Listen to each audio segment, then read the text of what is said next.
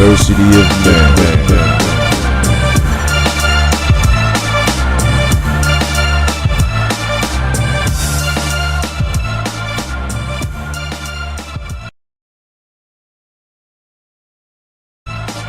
University of Man. Yo, man, what's the deal? What's happening, man? Great day to be Man, amazing. it's a great day to be amazing. Turn your microphone down, sir. Oh, man, you don't want to hear me loud? Is that louder? I love it. I'm just saying. Is that louder or quieter? I'm sorry. Is it? I can't hear it. You gotta go down a little bit more. There it is. But I like it though. Yeah. You blowing me out, bro. I'm just saying. Hey, you know, I'm excited. I'm excited. No, but man, welcome to University of Man, where it's two brothers talking about manhood from a Christian perspective. What's the deal, brother? Man, you know, in lieu of Dr. Martin Luther King's birthday, I had some stuff that I wanted to talk about. And I don't know. I think that it's this is the first time I saw it. So I just wanted to see if you had seen it too. So let me see if I can share it. You guys know that Dr. King did not die from a gunshot wound. Rather, Dr. King died from suffocation. In 1999, the King family won a wrongful death lawsuit against Lloyd Jowers for the assassination of Martin Luther King Jr. The jury found that King was the victim of a conspiracy involving the Memphis police and federal agencies. The family was awarded $100 in damages. The lawyer for the King family was William F. Pepper, and William F. Pepper was a friend of Dr. King, and he took on this case and he started digging up stuff, and he realized that Dr. King did not die from a gunshot wound, rather from suffocation. Now, did the shot actually kill him? And if not, how did he die? No, the shot did not kill him. We all believed that Martin King was killed by that shot by Strausser. He was still alive when he was taken to the hospital. He was being worked on in the emergency room of the hospital. And I think the emergency staff were trying to do their best to keep him alive. And he was still breathing and alive. When the head of neurosurgery of the hospital, Dr. Breen Bland, came in to the emergency room with two other men in suits. And he said to the people in the emergency room, "Stop working on that and let him die." And then he said, after a pause, "Now get out of here, all of you. Leave this room. Get out." And he emptied the room. And as he was emptying the room, a surgical nurse was the last one out. And she heard them do this, like picking up water in their mouths. And that caught her attention, and she turned and she saw them spit on the body of Dr. King, the three men. Then she saw Dr. Bland, take a pillow and put it over his face and suffocate him.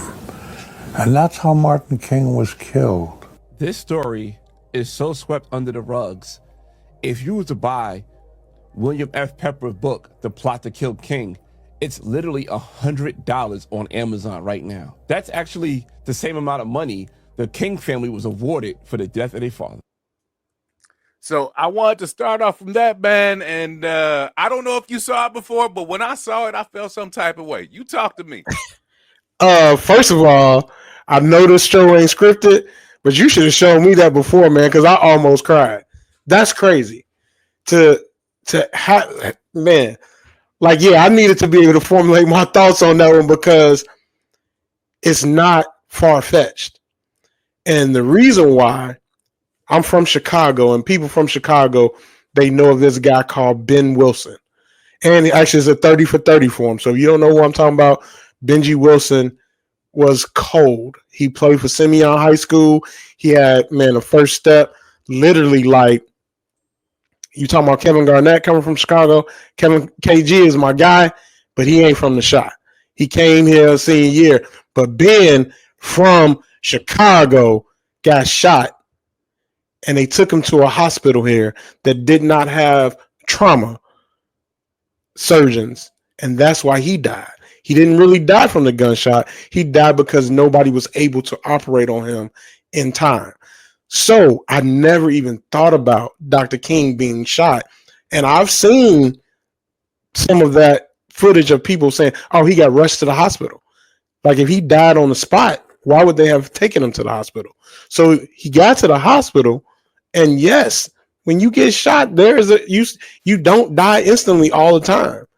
And to think that, bro, like that type of madness happened to somebody who did such great work in our country for our people, and not only that is being swept under the rug.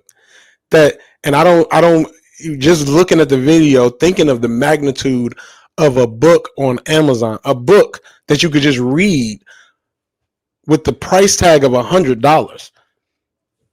That's almost like that old adage of, if you want to keep a secret from a black person, put it in a book.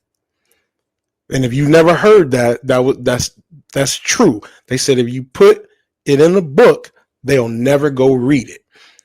Now we're getting we're more educated. We're reading more and doing things like that. But now you put a price tag of $100 on a book that's not considered on the bestsellers list. Nobody's publicizing it. Nobody advertising it. The likelihood that you're going to buy that book and read it is next to none because of the price tag. Well, the price tag was a paying homage to the actual family. I get it. Awarded $100. I get it. And I'm sure that a lot of the proceeds go to the family. Not necessarily that they need it or don't need it, but just the reminder that the insult in 1999 that it was awarded $100 for somebody's life, like a Dr. Martin Luther King Jr. For anybody's life, but definitely from a leader's perspective, bro. Like that's crazy. The emotional things that rises up, and you think about that. That's one of the things now that when I think about the world we live in now and the God we serve, like what greater love is this than a man lay down his life for his friends? And for a long time, I only thought about Jesus when I think about that. And, you know, Jesus definitely died for our sins. He died for sins that we were going to commit. Like people don't recognize that, hey, Jesus died before you were even born. So he died for the sins that you were going to do before he even got here. That's kind of the same life that Dr. King lived. He died for you to have the right to vote. And I've had this debate. You have the right to vote. Yeah. And just because you don't, I don't look down on you. I don't look better at you because you do or don't. But understand, you wouldn't even have the right to do it if it wasn't for this man and the people that stood with him. But all of like people right now talking about how equal opportunity employment has been taken away by the current president. And we wouldn't have had any of that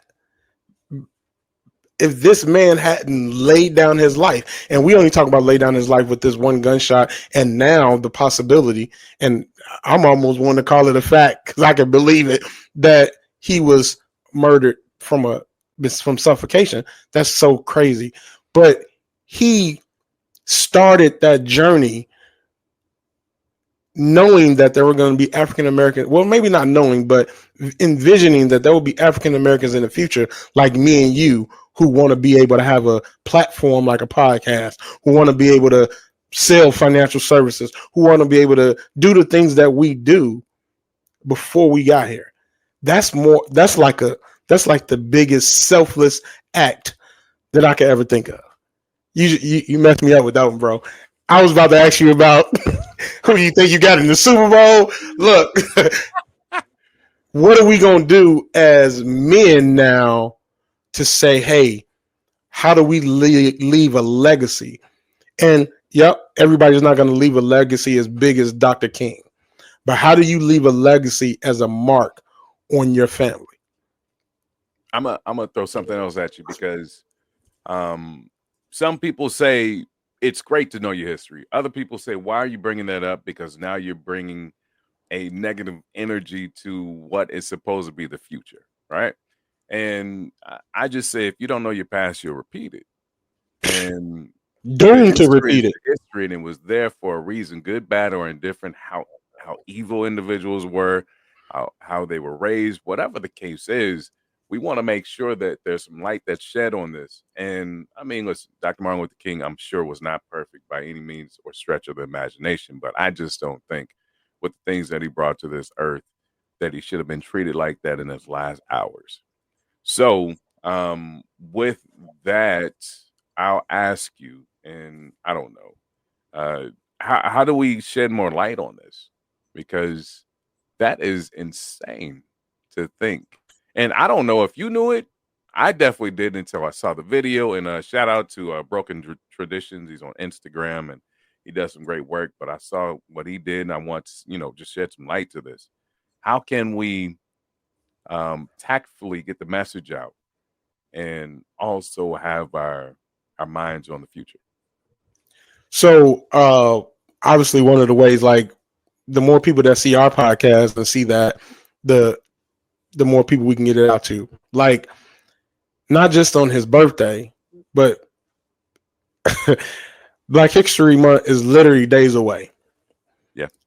I think there should be some form of a campaign, but we have to be strategic with that, because like you said, when you start putting things out like that, not everybody is emotionally intelligent enough to deal with those type of, like, bro, like, for 30 seconds to a minute, I was angry. Like, what? Like, no, but people have to have the skill, especially males. We have to have the skills to how to say, okay, how do I deal with this situation? How do I deal with these emotions that this piece of information has invoked? And now, like, do I go dig deeper and try to verify even further? But is this believable? It's very believable. Like, putting it out on social media, all of that, but having real conversations around who we are, especially as African American men, and what we've been looked at, how we've been treated, and how we treat ourselves. And I think that's where the future comes from. Like, how we treating each other now and how we're going to treat each other in the future. Because Dr. King literally laid his life down for you to have the right to do the things that we're doing. How do, especially with Black History Month coming up right now, how can we move forward with the dream? And especially in this generation, we have dreams and we have the ability to touch our dreams. We have the ability to make our dreams come true. Dr. King had the dream, and he was hoping and praying that one day we would be free at last, free at last, free at last. Thank God Almighty. Now we're free, but we're still mentally struggling. Just like you said, if we don't know our history, we're doomed to repeat it. But now that you know, what do we do? So I'm with, like, definitely send me that clip, because I'm about to post it on my IG, it's my Facebook, like, because that's crazy, man. To think that one of our great leaders had the opportunity to survive, and now it even makes me think about how Malcolm died at the hand of his own people. So work with me, and I pray that I say this the correct way. Dr. Martin Luther King was an amazing man, but his message changed towards the end. And his message was more about not necessarily racial inequalities, but equalities financially speaking.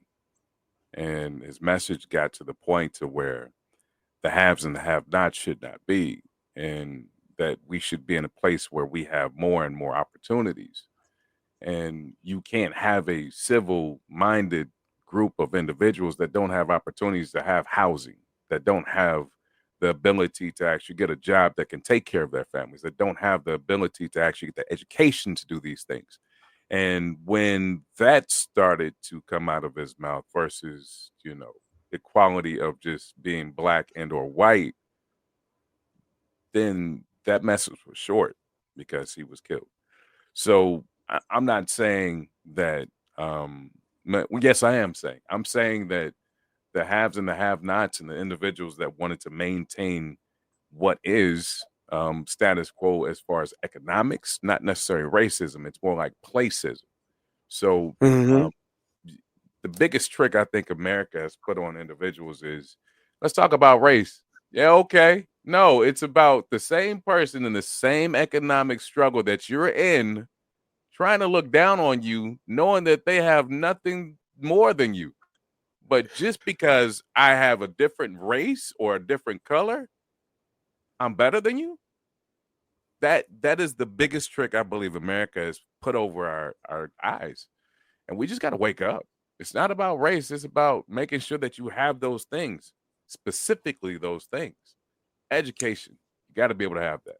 You got to be able to have a place to stay and a place where you can actually work and make the money to take care of your family.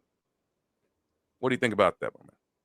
So it's funny you said that because I've been saying for the last 2 years, and I've had this conversation with my dad who comes from Arkansas where racism was and probably still is very strong and prevalent.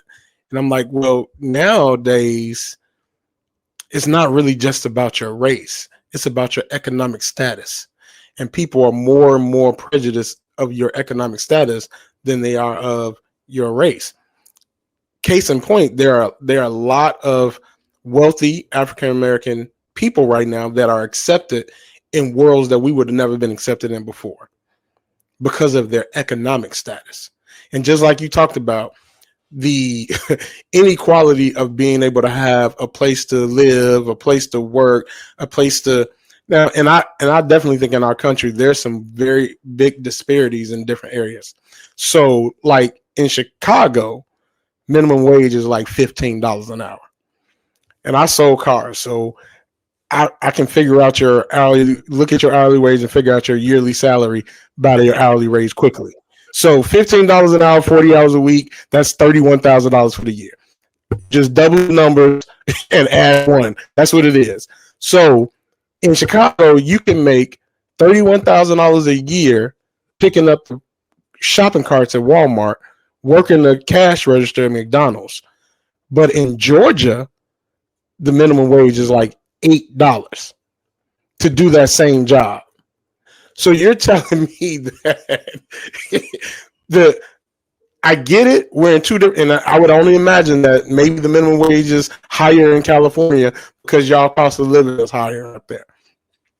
But how do you tell somebody who, like, I may have an artistic mind and I want to be a musician, I want to be an actor, but I haven't broken into the business, but I want to go to Atlanta or I want to go to LA where I can display my skills, but I can't make a living wage in Georgia where the people who have the money, they're keeping it. Like, if you got the money in Georgia, you keeping it because everybody else is working at such a low rate. But the flip side is in Chicago, as a business owner, I have to pay somebody $15 an hour to do a job that, and here's my argument about it. Teenagers used to have those jobs. Yeah. So if I'm a teenager competing with an adult for a minimum wage job, who's the employer going to hire? And now that I can't get a job as a young black man in Chicago, what do I do to survive? You tell me that. Yeah, that's a whole nother conversation. But I think I'm gonna go and gleam on you or speak back to you. What was your conversation you wanted to have today, man? I knew I threw a monkey wrench in everything. No, you got me here now. We here because the economic situation that's going on in our country is crazy, and a lot of it is state based. Yeah, we're focusing on the one person who's the face of the country. Yes, there's some concerns there. Yes, there's some issues there, but when do we really focus on the governors that are making these decisions in our particular state? Just like in California, y'all still burning, bro. And insurance companies are like, man, we don't want to mess with the state of California because of what the state decided to do with insurance. And yep, I'm not a component of the company that dropped a lot of people. They're a competitor of mine, but I have to say they didn't just drop those people just because they didn't want to pay. People don't understand that the state of California made decisions based on insurances, and that's why they started non-renewing those people. Sure. Yeah. So we focus on the person who's the face of the country. And yep, there's some issues there. But why don't we really pay attention to local government that really affects us on a daily basis? That's what my thing is. And as men, because this is University of Man, as men, how do we affect the economic change in our communities? The one way that I feel like I do it, because here's where we don't on our show. I don't think we should be talking about anything that we're not willing to do ourselves. Sure. And I challenge you that way. You challenge me that way. So as a man that's trying to change the economic situation in my community, I have a business in my community where people who are employed with me look like me and they live in my community. So how do we continue that effort? Gainfully employed based off of your efforts and what you've done and your decisions. I like it. I think that that's probably one of the biggest things that's missing right now. Just taking ownership of who and what we can be and how we can do that. But let's face it, my guy, entrepreneurship's not for everybody. Some people just want to work for somebody and they want to come home and not have to worry about the whole kit and caboodle. Or should we go back to the olden days where it was 90-10? 90% of the people had their own and they passed it down generation to generation, from blacksmiths to people that were farmers, etc. And 10% worked for somebody else as a person that was trying to get on. I mean, so you now, ask, should we go back? 95-5 maybe. I don't know the numbers, but I would probably say it's flipped from, back in the, late 1800s, early 1900s to now. But you're talking about literally, and you look at some of the companies. I know this is going to be a bad thing to say right now, especially towards the end, but you look at artificial intelligence, they're coming from jobs. They're coming for jobs. I heard it from individuals' mouths specifically that there'll be more, what do they call it, mail bots or Autobots or robots or whatever than actual people on this earth. It's 9 billion people on earth right now. They're looking at 10 billion by 2040.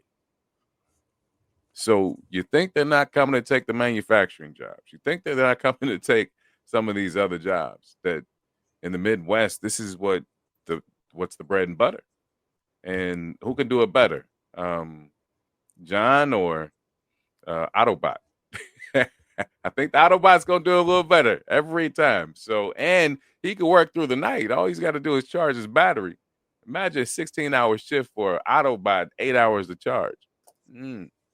So I hear you, but I truly believe we have to reprogram to make sure that we stay on this horse. And yeah, I'll leave it at that. And those are my last words. And I'm going to go ahead and leave it to you to wrap it up. So look, I hear you on that. And I agree. All these, I hate calling a company and I have to talk to the machine for 10 minutes before I can get to a person. That irritates me. But we talk about the possibility the going back to 95-5, 90-10, where 90% of us owned our own and 10% of us worked. It's not if we're going to go back. It's happening now. The generation right now, my daughter's generation, they want to be entrepreneurs. And that's why the Social Security system is struggling, because there are more people taking from the Social Security system, the baby boomers, and there are not enough people working to put money into Social Security, because these young people are creating their own wealth off of IG, Facebook, TikTok that was temporary down and came back. I think that was a play, but we talk about that later. They're making millions of dollars off of things that's not the typical work every day. So I just truly believe, this is my belief only. When we as African Americans owned our own and we supported our own Black Wall Street, we were a bigger threat, and not even a threat. We shouldn't have been considered a threat. We were a bigger force Tulsa, Oklahoma, for this country. Tulsa, Oklahoma, we were a bigger force for this country, Rosewood, than we would have ever been. Our economic status and our economic growth was the biggest threat to those people who did not look like us. They're not worried about how well we rap, sing, play football, play basketball, because at the end of the day, the majority of the owners of those companies still don't look like us. Yep, we'll give you a couple of millionaires, we'll give you a couple of thousandaires, but when you can create your own wealth independently of anybody else with just your community, that's a problem. And my mama said I gotta be something, so I decided to be a problem. And look, as the men that are watching this show, man, John Lewis, what did he say? Get in good trouble. This is good trouble to be a part of. I'm all about creating your own. I'm all about creating that legacy for your people, whatever that looks like for you. But we just can't sit back and just let stuff start happening to us, because I promise it's about to start happening. But so we need to be actively participate. So I want to make sure I put a public service announcement out there. Please hear me when I say this. I said it earlier. I'm going to say it again. It's less about racism. It's more about placism. And when you see more cards being played about the racism, start looking at the other hand. They'll throw you the left hand real quick, but the right hand's doing something else, where it's less about that racist card. They're just trying to get you to fight each other for no reason. And we're all in the same place. So don't fall for the bait. And listen, I know there's some people that say some very hateful things. They do some very hateful things. They act maliciously, but that's the setup. Don't fall for the setup and stay focused. Stay on your square, as they would say back in the day. Stay on your 10 toes down. All right. So in lieu of what may happen, what may some people may say, what some people may feel as if they have some confidence out there. I don't care if you're black, brown, white, whatever. Make sure that you keep your money right. It's less about what's happening in the White House, but what's happening in your house. So listen, guys, God bless you. This is University of Man, my buddy, Fred Abernathy from the Chi-Town, doing his thing. And let's go, Ivory L. Lewis. Yeah, follow, subscribe, like University of Man. That's what's up. Great job today, sir. Hey.